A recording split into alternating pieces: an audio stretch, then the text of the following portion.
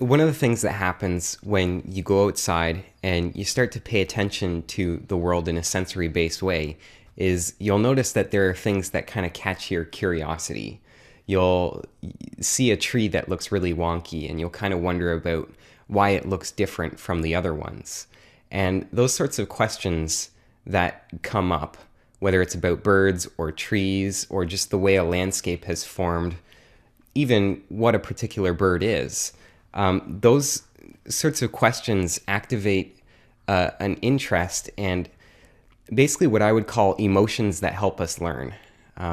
Learning is something that's driven not just by an intellectual process, it's also driven by emotions. That if you learn something when you're in a heightened emotional state, such as passion or curiosity or just being interested in a subject, you know that the things that you're interested in, you can retain a lot of information about those things. It's really easy for you to talk about them and form new ideas about them.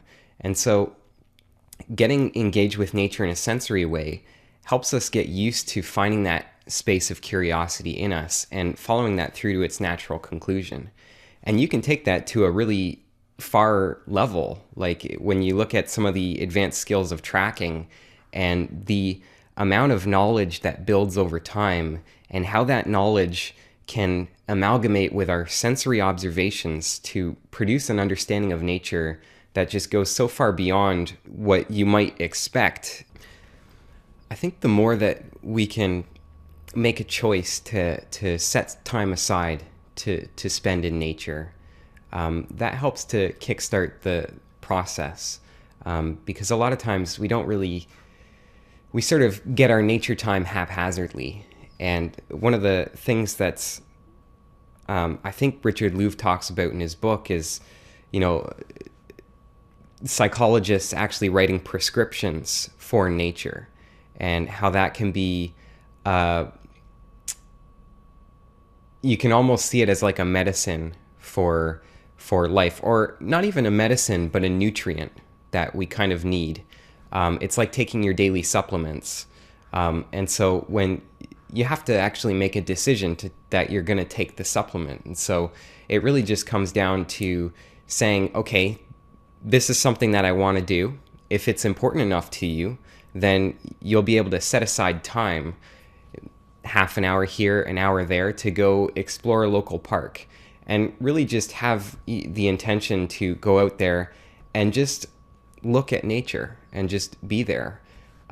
This can be done in lots of different ways, by sitting on a bench and, just relaxing and listening, not really having any particular goals, but just being present with nature.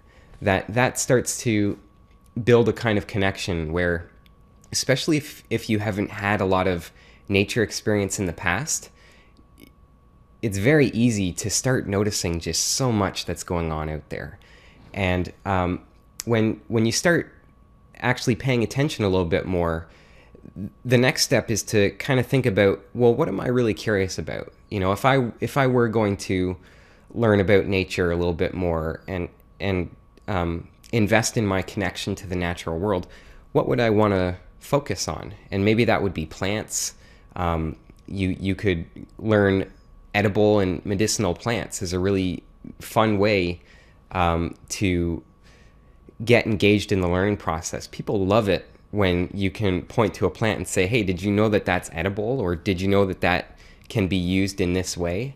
Some people get really inspired by that. And if learning about plants and herbs is something that inspires you and helps you feel a sense of interest and curiosity and excitement for nature, I would say, pick up a field guide or a book written by an herbalist and read it. And, maybe don't read the field guide, but use the field guide and just decide, I'm going to learn just one plant to start off. One plant that I don't already know, that's local, that's common.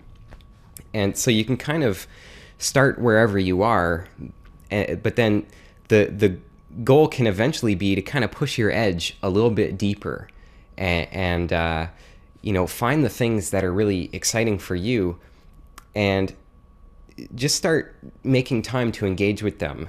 For if you're someone who gets out there and maybe it's your first time really paying attention to nature in a sensory way, you can, if your attention gets drawn to the birds, all it takes is really to join a local Audubon group or find some local birders and decide to go out with them once a month and just explore nature with them. So paying attention to what you're in particular curious about, having that sensory foundation of, I'm going to take some intentional time to pay attention.